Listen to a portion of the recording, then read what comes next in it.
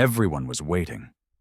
The dress, the flowers, the vows, the perfect day she had dreamed of since childhood. But when it was time to say, "I do," he never showed up. The whispers started. The guests shifted uncomfortably. Her heart pounded as humiliation filled the room. But what she did next, no one saw coming. The music played softly, filling the air with promise. White roses lined the aisle, their scent drifting through the room, heavy and sweet. Guests shifted in their seats, whispering in excitement, their eyes darting between the grand doors at the back and the young bride standing alone at the altar. She had imagined this moment since childhood, the lace dress, the veil that framed her face, the man she thought she loved waiting for her. Except he wasn't there. At first, she thought he was just late. Maybe a tie that wouldn't sit right. Maybe cold feet that needed a deep breath to steady.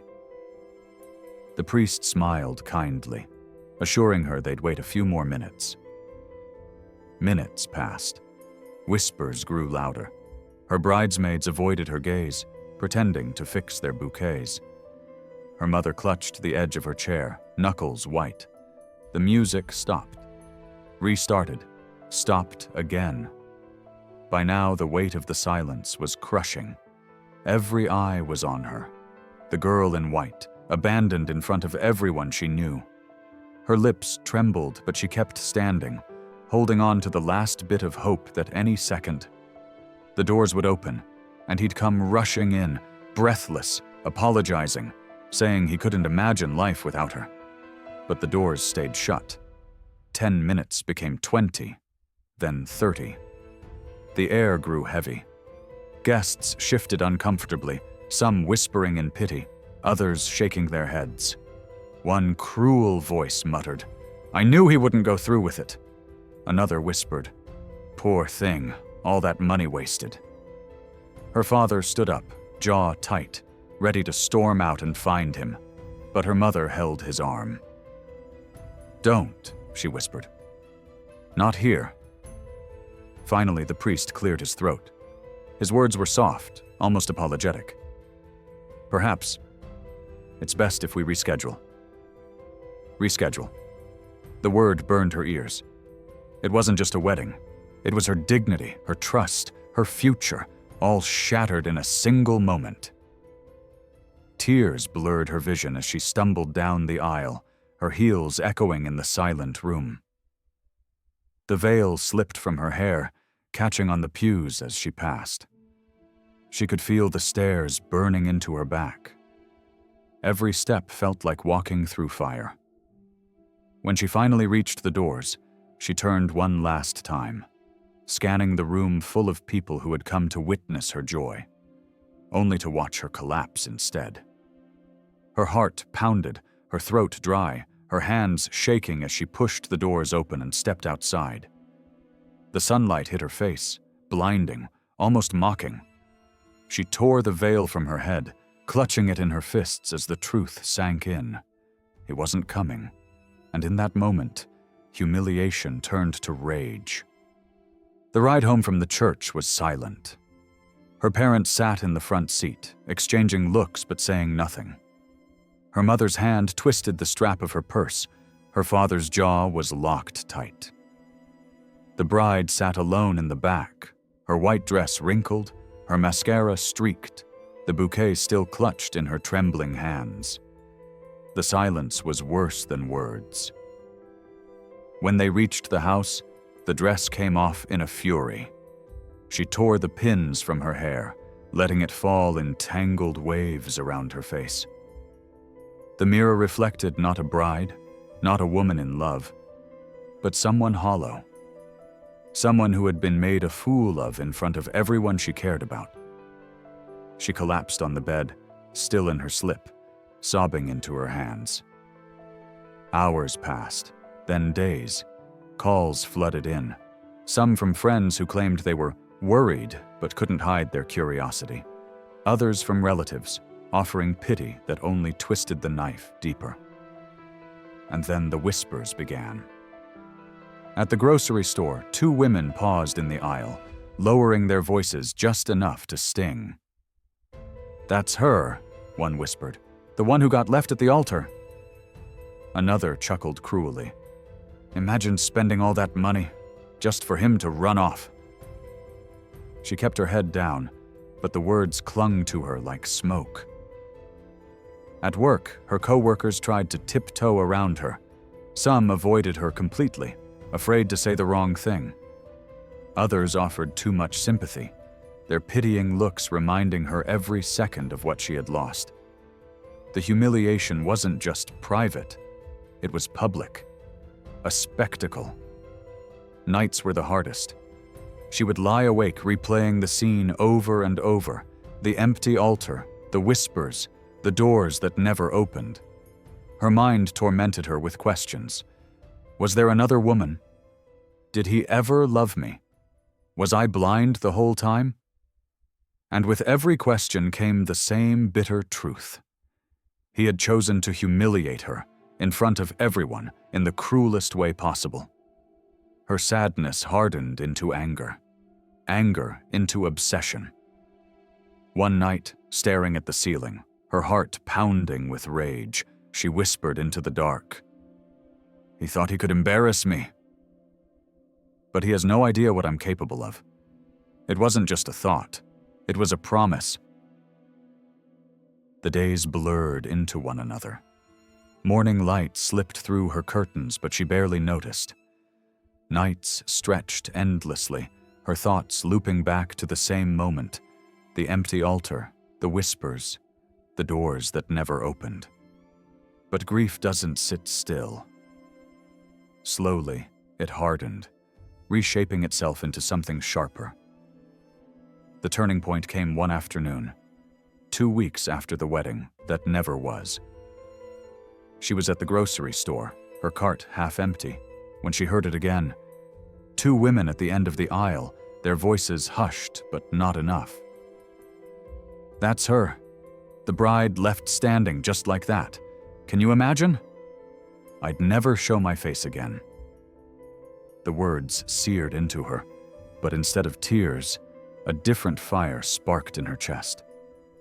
Shame was no longer enough to hold her down. That night, she sat at her desk with her laptop glowing in the dark. She typed his name into the search bar, her fingers tight against the keys. There he was, his profile, alive and well, untouched by the wreckage he'd left behind. Photo after photo scrolled by. Him at parties, him laughing, him clinking glasses with friends. To anyone who didn't know better, he looked like a man without a single care in the world. And then she saw it. A picture taken just 3 days after the wedding. He stood in a crowded bar, his arm wrapped tightly around another woman. She wore a glittering dress, leaning into him, smiling wide. The caption below read, "Finally, the real start of forever." Her stomach twisted, rage burning through every vein. The comments underneath made it worse, friends congratulating them. Someone wrote, "You two are perfect together." Another joked, "Guess you upgraded, man." Upgraded. The word sank like poison. It wasn't just betrayal, it was public betrayal. He hadn't only left her, he had mocked her, and the world was cheering him on. She slammed the laptop shut, her heart pounding in her chest. She paced the room, her mind racing, anger boiling higher with every thought. He had made her a fool in front of everyone. He had walked away, laughing, without consequences. And that's when it hit her. Why should he get away with it? Why should he walk free while she carried the weight of humiliation? Why should he smile in pictures while she drowned in whispers? The thought grew louder, sharper, until it wasn't just a question. It was an answer. She pulled out a notebook from the drawer, its pages blank and waiting. With trembling hands, she flipped to the first page. She picked up a pen, pressed it so hard to the paper the tip nearly tore through. 3 words, big, bold, final. Make him pay. The second the ink dried, something shifted. For the first time since the wedding, she felt steady, focused, alive. This wasn't just about heartbreak anymore. It wasn't just about being left at the altar. It was about taking back the power he had stolen. And in the stillness of that night, she knew one thing with absolute certainty. Revenge had begun. The notebook became her weapon. At first, it was just 3 words scrawled in anger. Make him pay.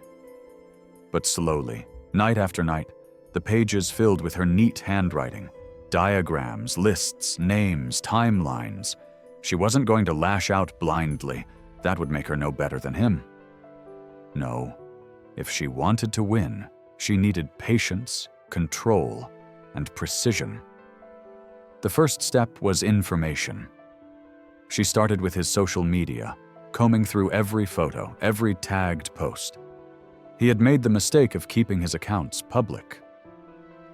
She cataloged everything: where he went, who he was with, even what nights he stayed out late. It didn't take long to map out his routine. Monday nights, basketball with friends. Friday nights, the bar downtown, always with her, the woman he had left the altar for. Her name was Melissa, a woman with glossy hair and a smile that stretched too wide, like she had already won a prize she didn't deserve. But while Melissa flaunted their new relationship, she was doing the opposite, hiding, pulling back, watching, waiting. Then came the second step, connections. She reached out to old friends they had shared, carefully, casually. She never asked too many questions at once, never showed too much interest. But people love to talk, and people love to gossip even more. One by one, they told her things. How he had been bragging about walking away from the wedding. How he laughed when people asked him why. How he called it the smartest decision of his life. The worst was one friend who admitted he had heard him describe the wedding as a show, and her as the punchline. Her blood boiled, but instead of exploding, she wrote it down. Evidence. Fuel. Ammunition. The third step was proof. She combed through old messages, saved screenshots, photos he had sent late at night when he thought no one else would ever see them. Bank statements from their shared account. Purchases he had made from Melissa while telling her he was working late. She uncovered emails, hotel bookings, and even an old voicemail where he'd slipped up, his voice thick with guilt. Every piece of evidence was copied, printed, and stored carefully in a folder tucked away in her closet. And then she thought bigger. It wasn't enough to just have the evidence. She needed a stage, a moment as public, as unforgettable as the one he had left her in. She circled the word in her notebook. Public. He had humiliated her in front of family, friends, and strangers. So she would return the favor, on a scale he couldn't run from. Her pen scratched across the page, breaking her plan into steps. Find the right place, gather the right audience, strike when he feels safest. Weeks passed. Each day she played the part of the broken woman, quietly moving on. She smiled politely at co-workers, laughed softly when friends checked in.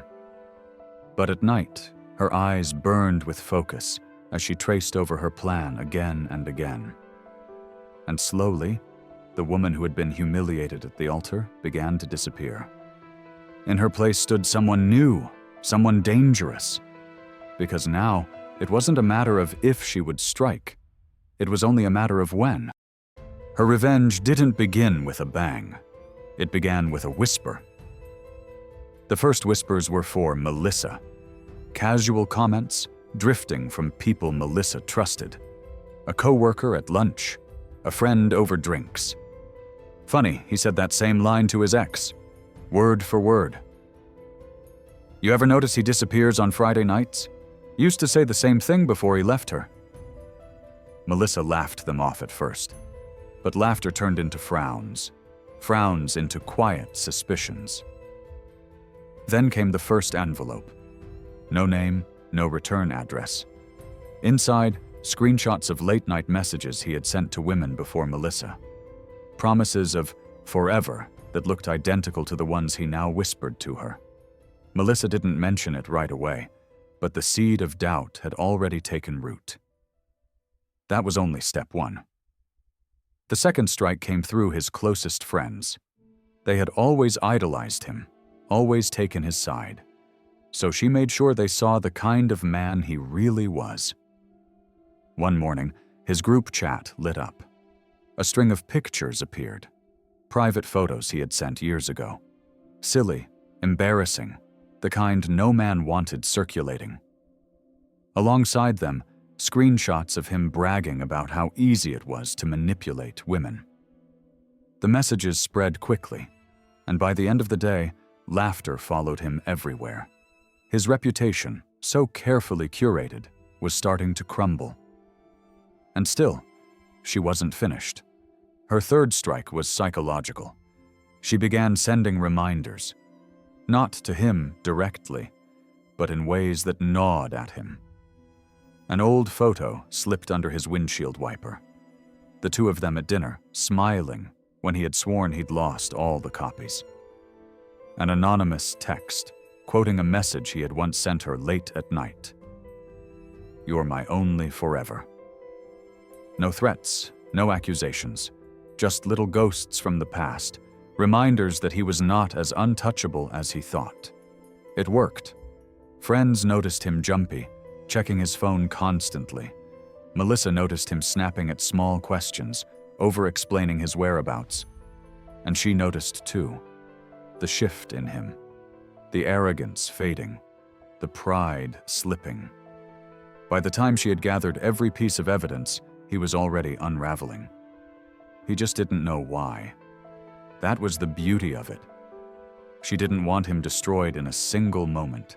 She wanted him weakened, paranoid, exposed, so when the real strike came, he would have no defense left. And then came the announcement. The party.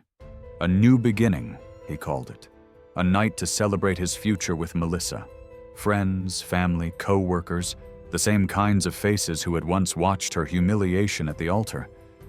It was perfect. The stage was set. The audience was ready. And when the night came, she wouldn't need to step foot inside.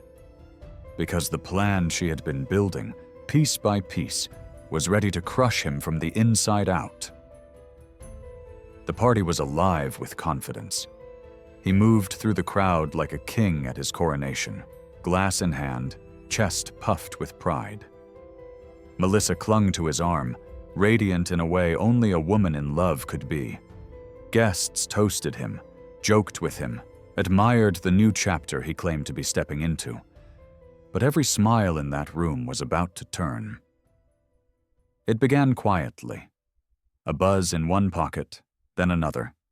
Dozens of phones lighting up at once, notifications chiming in eerie unison. At first, no one thought much of it, until the scrolling began. A gasp, then another, then silence. Screens glowed like lanterns in the dim light. One by one, faces fell, brows furrowed, lips pressed tight, murmurs spread like wildfire. "What is this?" a guest whispered. "No, this can't be real," another muttered, holding her phone close as if it were burning her hands. The link contained everything.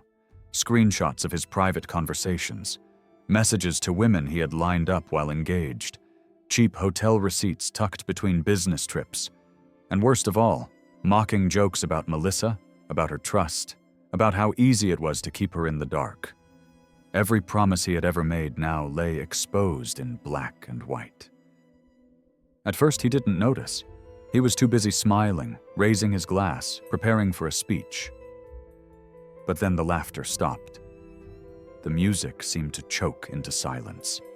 Dozens of eyes locked on him, accusing, disgusted, pitiful. "What?" he snapped, his smile faltering. "What's everyone looking at?" Melissa's hand slipped from his arm. She was staring at her phone, motionless, her chest rising and falling in sharp, uneven breaths. "Tell me this isn't you," she said finally, her voice trembling but clear enough for everyone to hear. The room held its breath. He lunged toward her phone, muttering excuses. "This is fake. Somebody hacked me. You know, people are jealous of us, they—" But even as the words spilled out, his own voice betrayed him. Desperate, cornered, weak. "No," Melissa whispered. "This isn't fake. This is you. Every word is you." And then came the avalanche. A man in the back raised his voice. "You told me you were on a business trip when you borrowed money. Turns out you were at a hotel? With her?" He pointed at one of the photos. Another voice cut through, sharper, angrier. "You said the same thing to my cousin, word for word." The accusations flew, sharper with every second. The crowd wasn't just looking at him now, they were circling him. Melissa pulled the ring from her finger with shaking hands. She held it up, staring at the small diamond that once symbolized forever. Then, with deliberate calm, she dropped it into his untouched glass of champagne. The glass shattered when it hit the floor, shards flying, liquid spilling across his shoes. The sound silenced the room. "You don't get forever," Melissa said. Her voice was steady now, cold as ice. "You don't even get me." She turned and walked out. Others followed. Friends who once praised him now left with narrowed eyes. Family members shook their heads in shame. One of his co-workers muttered, "Unbelievable," before storming out. Soon, the room was thinning. Guests leaving in groups, whispering harshly under their breath. Those who stayed lingered only to stare at him, their gazes heavy with disgust. He tried to chase after Melissa, but someone stepped in his way. A friend, once loyal, now furious. "Stay away from her. You've done enough." Another shoved his phone in his face, showing one of the messages. "You think this is funny? You think humiliating women makes you a man?" The push nearly sent him backward into the table. His glass fell from his hand and rolled across the floor. Forgotten. By the time the last few guests walked out, the decorations looked like a mockery. Balloons deflating, champagne spilled, petals scattered across the ground. The grand celebration had decayed into silence and broken glass. He was left standing in the wreckage, breathing hard, sweat streaking his forehead, his carefully crafted image reduced to ruins in a single night. And across town, she sat in the dark, her notebook on the table, watching the clock tick past midnight. Her phone buzzed once, a message from a friend who had been there. Just 3 words. It worked. Perfect. She closed the notebook with a satisfied snap. On the final page, 3 words stared back at her in bold ink.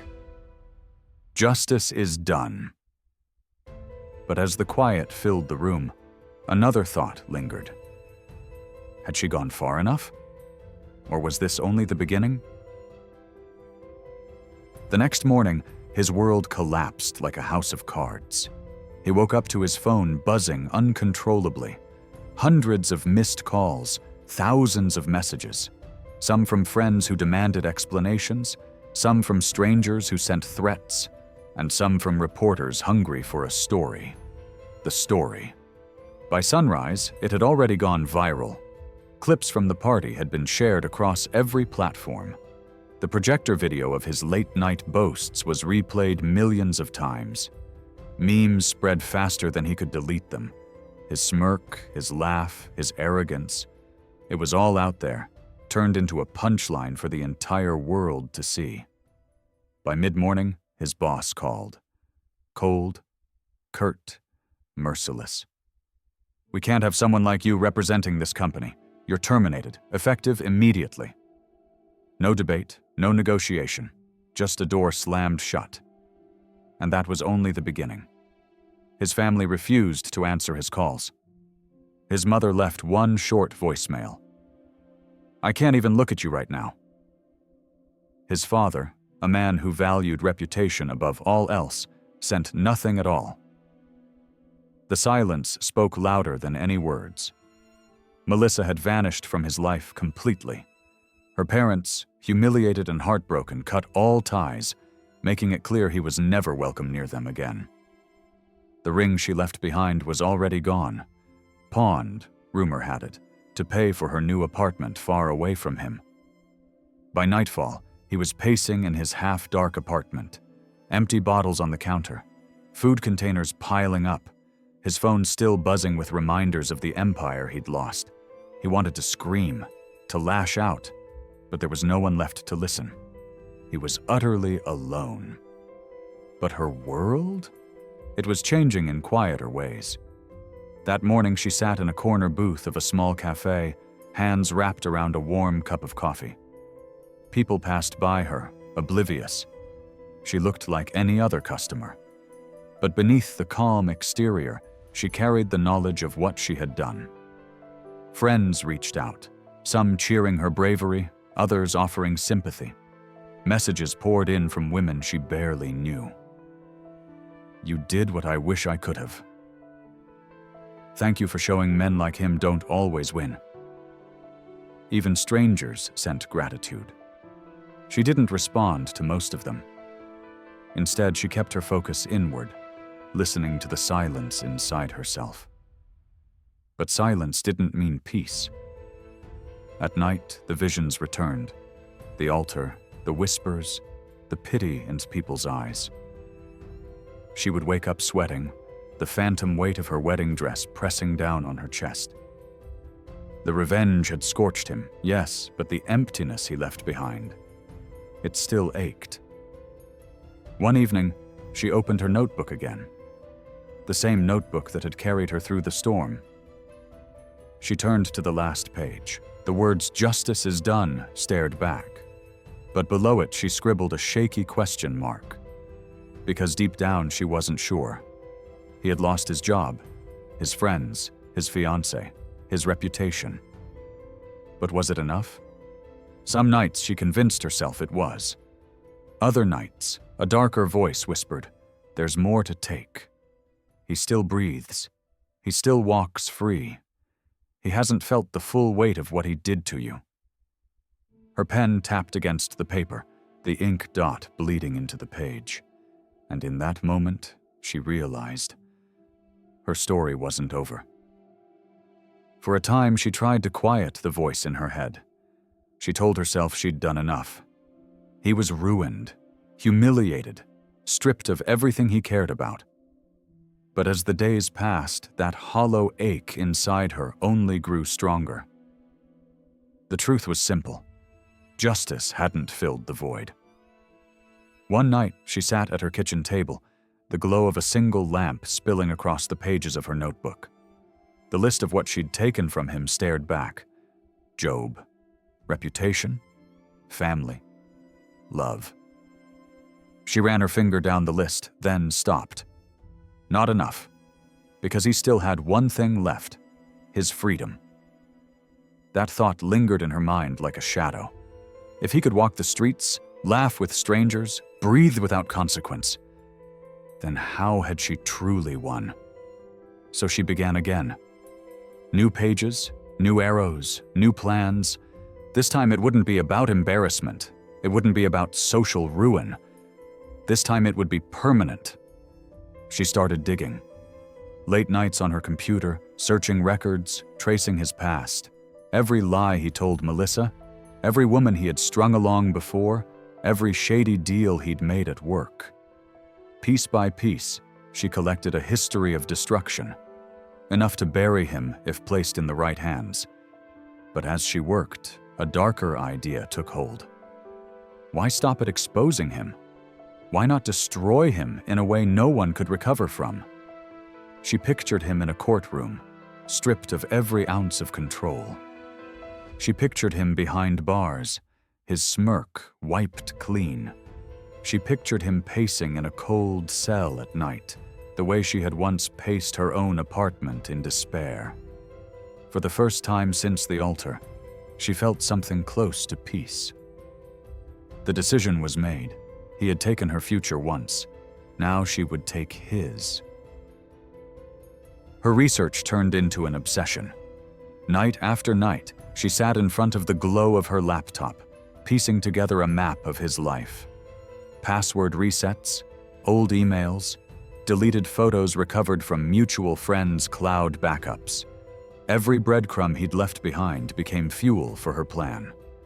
What she found shocked even her. There were receipts of money he'd borrowed from Melissa without telling her. Thousands funneled into gambling sites. There were messages to other women, some while he was still engaged, dripping with the same false promises he once fed her. But worse, much worse, were the business records. Hidden beneath layers of emails and attachments was proof of something bigger. Shady contracts, falsified reports, numbers that didn't add up. At first, she thought it was just sloppy work. But the deeper she dug, the clearer it became. He hadn't just lied to her. He had lied to his company, to clients, to the government. Fraud. The kind of fraud that didn't end with a slap on the wrist. Her heart raced as she pieced it together. If this landed in the right hands, he wouldn't just lose face, he'd lose his freedom. But she didn't stop there. She crafted a plan that was almost poetic. Step 1. Send anonymous tips to regulators, attaching every shred of evidence she had collected. Step 2. Leak pieces of the story online, framing him not just as a failed fiancé, but as a criminal hiding in plain sight. Step 3. Wait for the hammer to drop. And while she moved her pieces, she tested him, sending vague, anonymous emails. "We know what you did. You won't get away with it." At first, he ignored them. Then he panicked. His replies grew frantic, desperate, like a man already trapped. She watched from a distance as paranoia hollowed him out. His blinds stayed shut. His friends stopped visiting. His social media went silent. By the time the investigators came knocking, he was already half broken. She hadn't laid a finger on him, but she had pulled every string. And as the news spread, fraud charges, pending trial, possible prison sentence, she realized something chilling. She wasn't satisfied yet. Because for the first time, it wasn't just about punishing him. It was about control, about watching him squirm, knowing she held his fate in her hands. And she wasn't sure she was ready to let go. It started with whispers. First, a local business blog picked up the anonymous leaks, promising manager under investigation for fraud. Then a larger outlet ran the story, this time with his name in bold letters. Soon, the articles spread everywhere, linked, shared, dissected. Neighbors began to talk. The same people who once congratulated him on his engagement now crossed the street to avoid him. His parents stopped answering calls. Even his closest friends, the ones who used to slap him on the back and call him Golden Boy, turned their backs. But the real breaking point came one gray morning. He was in his apartment, pacing, when there was a knock at the door. Not just one, several, sharp and heavy. Before he could react, the door burst open. Men in dark jackets stepped in, badges flashing. Their voices were calm, commanding, unshakable. He stammered, tried to explain, tried to insist it was a mistake. But they already had the files, the statements, the evidence, everything she had fed into the system piece by piece. Within minutes, his hands were cuffed. Cameras caught it all, neighbors with phones out, recording as he was led down the steps like a spectacle. His head hung low, but there was no hiding now. By evening, his mugshot was everywhere. The smirk he once wore so easily was gone, replaced by the hollow look of a man cornered. For her, it was surreal. She watched the coverage from her living room, the glow of the TV flickering across her face. There he was, broken, small, stripped of everything he had built on lies. And it was because of her. Her phone buzzed with messages. Friends sending links, some laughing, some shocked, some asking if she'd seen it yet. But she didn't laugh. She didn't gloat. She just watched, silent, taking it in. This was the moment she had dreamed of. The ultimate revenge. He wasn't just humiliated. He wasn't just ruined. He was done. And yet, that hollow ache stirred again. Because deep down, a quiet truth clawed at her. If he was gone, if he was caged away where she could no longer reach him, then what would be left for her? The game would be over. The power gone. And that thought was far more dangerous than anything she had planned. The world saw justice. He was charged. Headlines blared his downfall. People whispered about him in coffee shops. Co-workers pretended they had always known something was off.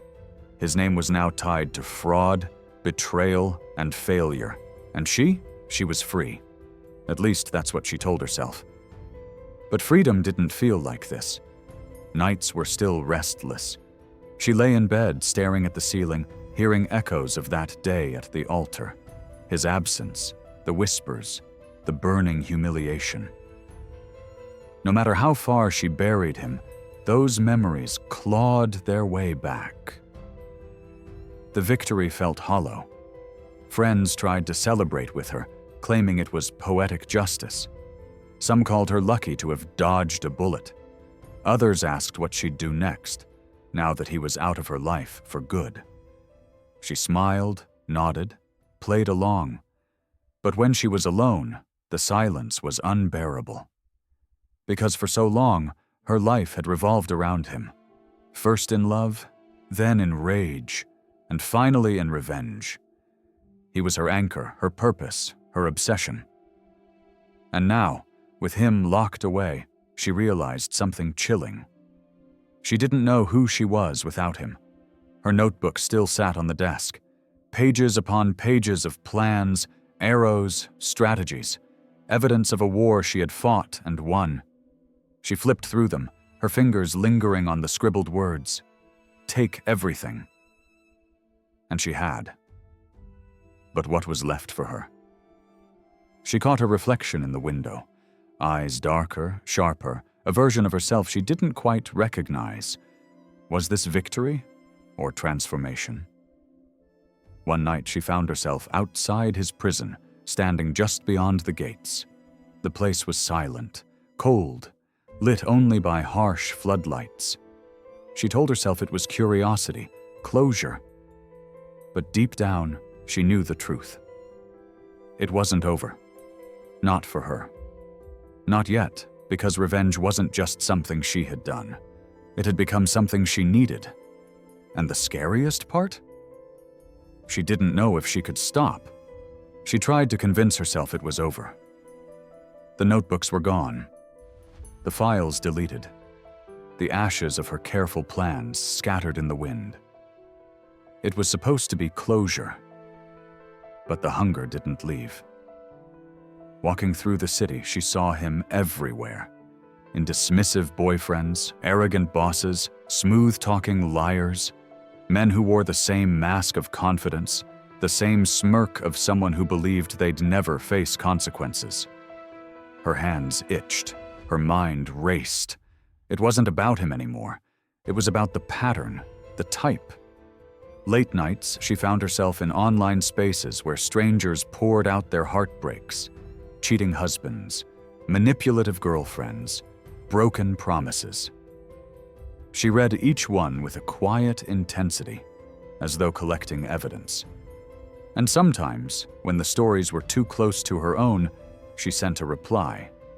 Not advice, not comfort, just a name of a lawyer, a website, a tactic. Little sparks she dropped into the dark, watching to see if they would catch fire.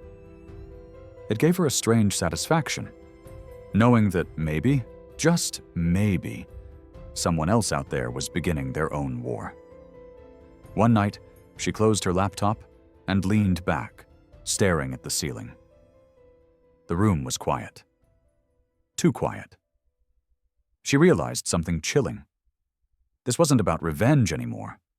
This was about control, about power, about being the one who decides who deserves to fall. Her reflection in the window stared back at her, eyes sharp, mouth set in something that wasn't quite a smile. She turned to the fresh notebook on her desk, picked up the pen, wrote one word across the top. Next. And then, beneath it, in careful letters, she wrote another word. Not a name. Not yet. Just a single phrase. They always deserve it. She set the pen down, the page waiting for what came after. And that's when it became clear. She wasn't sure anymore if she was the hero of her story, or the villain in everyone else's. One victory wasn't enough. She told herself she was helping, balancing the scales, fixing what was broken. But deep down, she knew the truth. It wasn't about justice. It was about the rush. She spent hours scrolling through forums, social feeds, and hidden message boards, quietly marking stories that caught her attention. She became skilled at finding people who looked untouchable, whose secrets were buried deep. Her notebook filled quickly. Names, connections, weaknesses, each page like a hunting ground. She was no longer waiting for betrayal to find her. She was seeking it out. But obsession is a dangerous thing. Her next target wasn't a man in power. He wasn't cruel. He wasn't a cheater. He was complicated. A story she read late one night about a boyfriend accused of lying, of disappearing for days at a time. The woman who wrote it sounded desperate, betrayed. That was all it took. Without knowing the full truth, she began her work. Quiet emails, subtle rumors, a whisper here, a suggestion there. But then the cracks showed. He wasn't a monster. He wasn't even close. He was just lost, struggling with debts, hiding shame he hadn't shared. His girlfriend's pain was real, but the story wasn't black and white. And by the time she realized it, it was too late. He'd lost his job. His reputation was burned. And the look in his eyes when he posted a final message online was something she couldn't shake. For the first time, the thrill didn't come. For the first time, she wondered if she had gone too far. She stopped for weeks, tried to walk away, but every time she passed by a couple fighting in public, every time she overheard a story of betrayal in a cafe, the itch came back. The notebook sat on her desk, closed but not forgotten. Its presence was a weight, a temptation. One night she sat down, opened it, and stared at the pages. So many names, so many possibilities. Her pen hovered, trembling, before finally landing on one. Not circled, not underlined, just marked, a silent choice. And as she closed the book, her reflection stared back from the darkened window. Cold, steady, unblinking. The line between justice and cruelty was gone. And with a faint smile, she whispered the same word she had the day her world first shattered. Next.